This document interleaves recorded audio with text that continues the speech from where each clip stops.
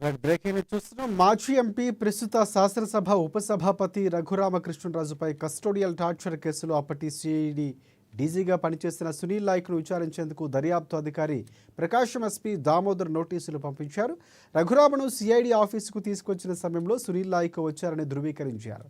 ఇప్పటికే నమోదు చేసిన వాంగ్మూలాల ఆధారంగా ఆయన పాత్రపైన విచారించేందుకు రావాలని కోరినట్లు పోలీసు వర్గాలు పేర్కొన్నాయి. బీహార్ క్యాడర్కు చెందిన సునీల్ నాయక్ను వైసీపీ ప్రభుత్వం డిప్యూటేషన్పై రాష్ట్రానికి తీసుకువచ్చి సిఐడి డిఐజీగా పోస్టింగ్ ఇచ్చిన విషయం తెలిసిందే.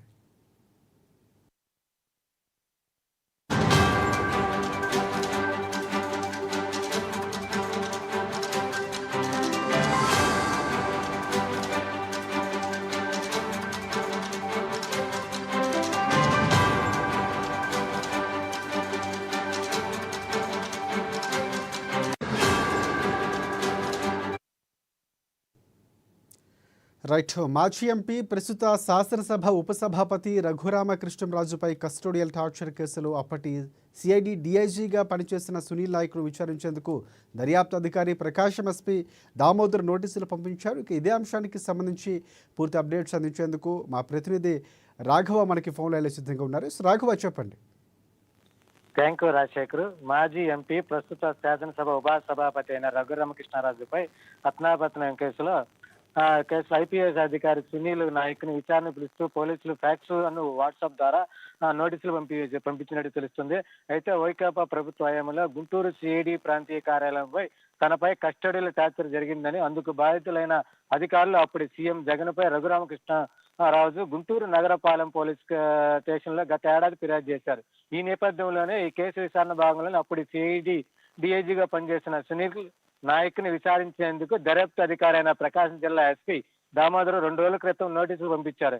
అయితే ఈ రఘురామ్ హైదరాబాద్ లో అరెస్ట్ చేసి గుంటూరు సిఐడి ప్రాంతీయ కార్యాలయం తీసుకొచ్చినప్పుడు సునీల్ హస్తం కూడా ఉందని, సునీల్ దగ్గరుండి కూడా ఈ టార్చర్ కేసును కూడా దగ్గరుండి కూడా నీరు కార్చారని కూడా దర్యాప్తు అధికారులు కూడా ధృవీకరించారు. అంటే ఇప్పటికే నమోదు చేసిన వాంగ్మూలం ఆధారంగానే ఆయన పాత్ర కూడా విచారించేందుకు రావాలని కూడా కోరినట్లు కూడా పోలీసు వర్గాలు పేర్కొంటున్నాయి ఇప్పటికే.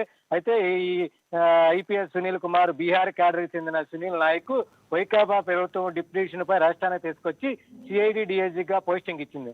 అయితే ఈ నేపథ్యంలోనే కూటమి ప్రభుత్వం అధికారం రాంగ్లోనే ఆయనకి తిరిగి బీహార్ వెళ్ళిపోయారు. అయితే ప్రస్తుతం అయితే ఇక అక్కడ బీహార్ రాష్ట్రంలో అగ్నిమాపక విభాగంలో డిఐజీగా పనిచేస్తూ ఉన్నారు. అయితే ఆయనకు నోటీసులు పంపిన విషయం ఈ స్థానిక పోలీస్ అధికారులు కూడా సమాచారం ఇచ్చినట్టుగా తెలుస్తుంది రాజశేఖర్. అయితే ఈ టార్చర్ కేసులో కూడా దగ్గరుండి కూడా తులసి బాబు అనే వ్యక్తి దగ్గరుండి కూడా కొట్టడం జరిగింది. ఇదంతా సోషల్ మీడియాలో కూడా జగన్ కి పంపించినట్టు వీడియో తీసి కూడా సునీల్ పాత్ర ఎక్కువ ఉన్నట్టు కూడా కేసులు కూడా నిర్ధారించినట్టు తెలుస్తుంది. అంటే మెయిన్ పాత్ర కూడా సునీల్ నాయక్ అనేది కూడా తెలుస్తుంది రాజశేఖర్. రైట్. ఒకటి రాఘవ, అంటే నోటీసులు పంపించారు, ఆయన ఎప్పుడు హాజరు కావాలి, విచారణ ఎక్కడ జరగబోతుంది, దీనికి సంబంధించిన అంశాలు ఏమైనా అప్డేట్స్ ఉన్నాయి మనకి?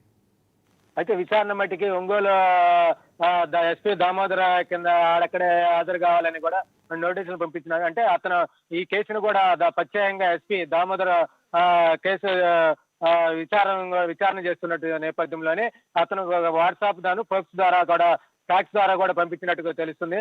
అంటే నా ఆధ్వర్యంలోనే నేనుండి విచారణ చేస్తున్నట్టు కూడా ఎస్పీ కూడా ఒక తెలిపినట్టుంది. నోటీసులో కూడా కంపల్సరీగా ఒంగోలు స్టేషన్ కు హాజరయ్యి విచారణకు హాజరు కాకపోతే మటుకి మళ్ళీ నెక్స్ట్ కూడా నోటీసు పంపించినట్టు కూడా సమస్య. ఆ నోటీసు కూడా హాజరు కాకపోతే నెక్స్ట్ టైం తద్వారా మరి లాయర్ ద్వారా కానీ లేకపోతే అసలు దానికి సంబంధించిన ఏ విధంగా హాజరు కాకపోవటం వల్ల లేకపోతే ఏ విధంగా హాజరవుతాడో కూడా వివరంగా విచారించాల్సింది కూడా ఎస్పీ కూడా ద్వారా నోటీసుల ద్వారా పంపించేట్టుగా తెలుస్తుంది.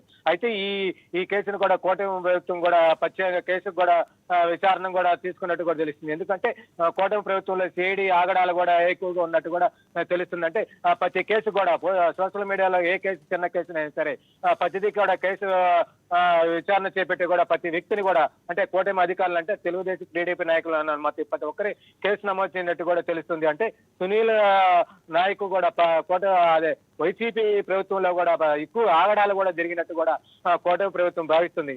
ఎందుకంటే ఈ రఘురామకృష్ణరాజు గారు కాకుండా ఇతర నాయకుల మీద కూడా సిఐడి కూడా అధికార దుర్వినియోగం చేసినట్టు కూడా పలు కేసులు కూడా ఉన్నాయి. అంటే ఈ కేసు తర్వాత పలు కేసులు కూడా విచారణ చేసి అన్ని కేసులు కూడా తోడి ఇతరమైన ఎన్ని కేసులు ఉంటే అన్ని కేసులు తోడి జైలుకు పంపించే విధంగా కూడా కూటమి ప్రభుత్వం కూడా కంపల్సరీగా దీనికి వంతు పలుకుతున్నట్టు కూడా చెప్తూ Rajasekhar. Right. Thanks for updates Raghava.